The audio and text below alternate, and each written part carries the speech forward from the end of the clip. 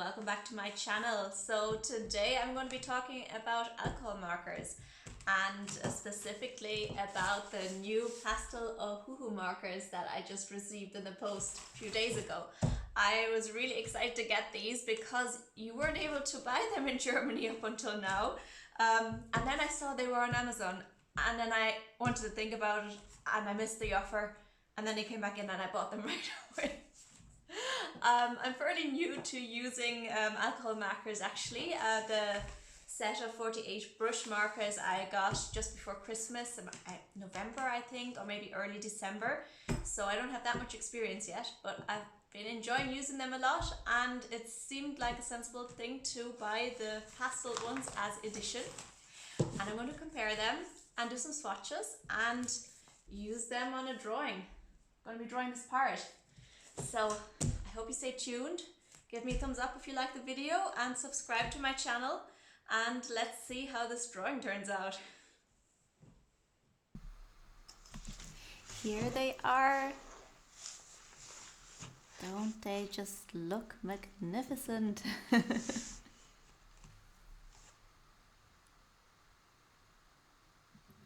And here's some of my older drawings using the old ones, and I really did have to struggle sometimes because I was missing those lighter pastel colors. And now I'm excited to see what it turns out like if I just use the pastels.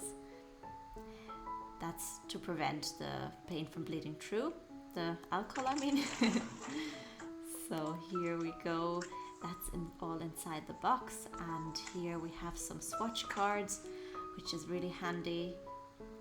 And you can see I'm swatching them all out, and I'm going to keep these little cards with the brush pens as reference when I'm choosing colors for my paintings. I keep saying paintings, I guess because they're brush markers, you know. And painting is what I'm used to. I'm just swatching out all the colors. And yeah, they look really nice, don't they? Nice pastel light colors.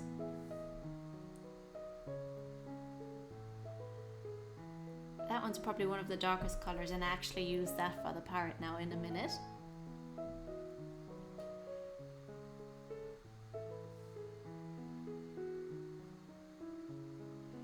Swatching them, I thought some of them actually seemed fairly dark, but you'll see now in a minute compared to, or maybe I didn't show you the comparison, but compared to the regular brush set, they are a lot lighter.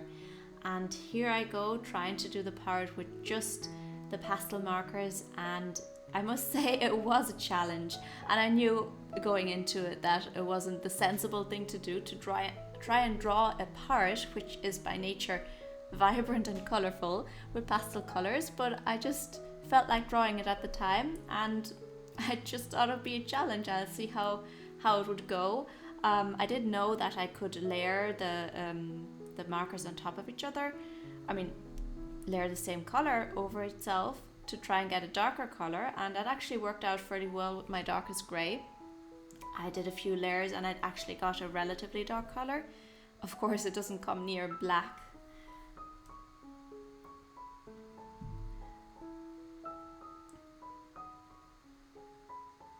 But it was difficult with some of the shadows and with some of the more vibrant colors. It was fun nevertheless, and I think it turned out nice anyway. It's definitely an interesting experience. I used the darkest blue there that you see on the bottom feather, which is kind of a bluish purple nearly, as my darkest blue. And of course I had an abundance of light blue colours. It would have been quite tricky the other way around, and I actually decided against doing a whole piece, or the same piece, with just the regular markers, which I could have, but instead I did one using both of them just after I finished this one.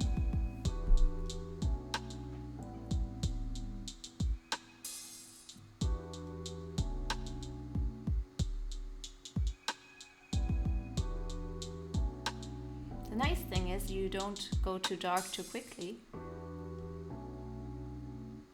so it's very forgiving to work with pastel colors seemingly.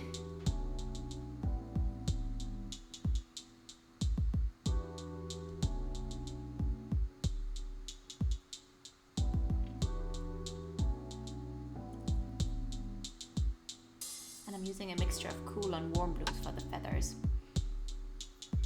I also had a bit of a problem with the rock he was standing on. I decided to turn it into a branch because if I had used grey, you wouldn't have seen the difference between the foot and the stone.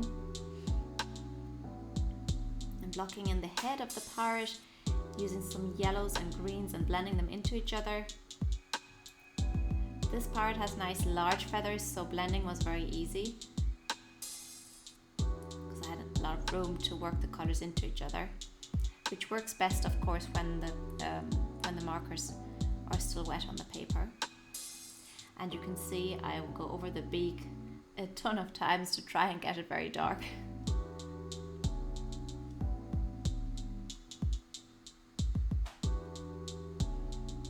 And I darken up the shadow areas a couple of times as well. I also use the grey to go on top of some of the other colours to create a shadow area. You can of course use other colours as well to create shadow. It doesn't have to be grey or black, but in this case it was my darkest colour, so that's what I used.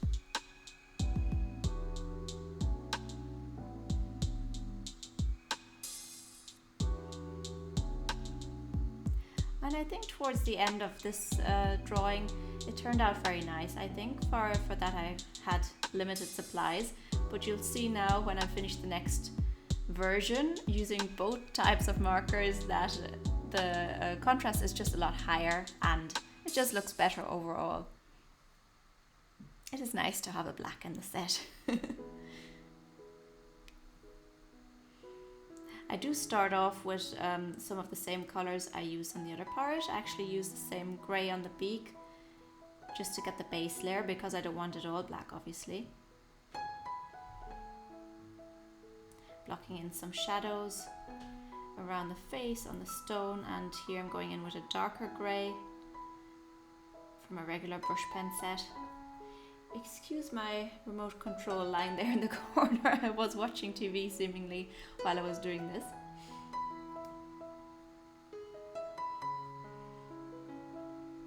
And you can see already the beak looks a lot better than it did on the previous one.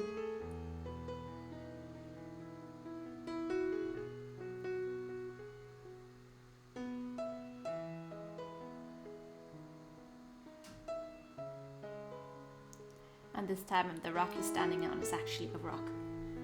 And I'm starting with the very light blues here, blocking in some of the feathers. It's kind of a greyish blue I'm using. It's the lightest one. And this time I actually have a brush pen that is probably the resemblance of ultramarine blue.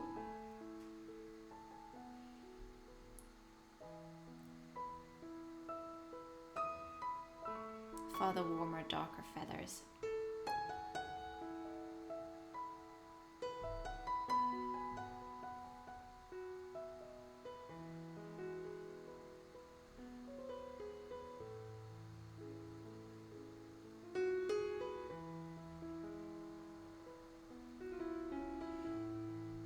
So how I blend is usually I put down my lighter colour first, then I'll put on some darker colour, and then I go back in with the lighter colour and just work the two colours into each other,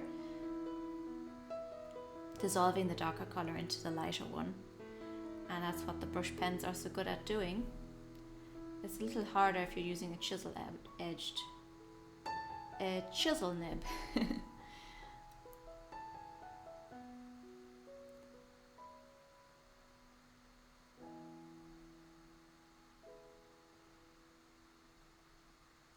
Certainly made the process very enjoyable, knowing I had this range of colours, light and dark.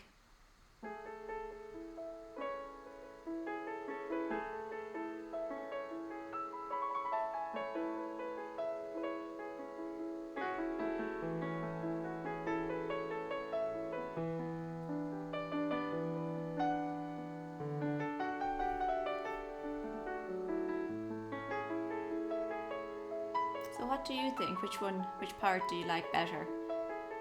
I'm pretty sure it's the second one.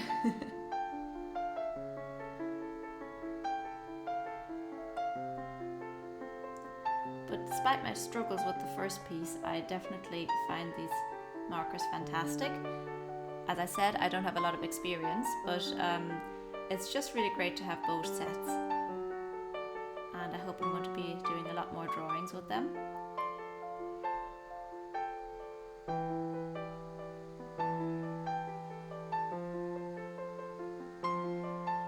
Just adding some more details and some more contrast, and I hope you enjoyed this video, and thanks so much for joining me today, and I hope to see you again soon in one of my next videos. Take care and bye bye.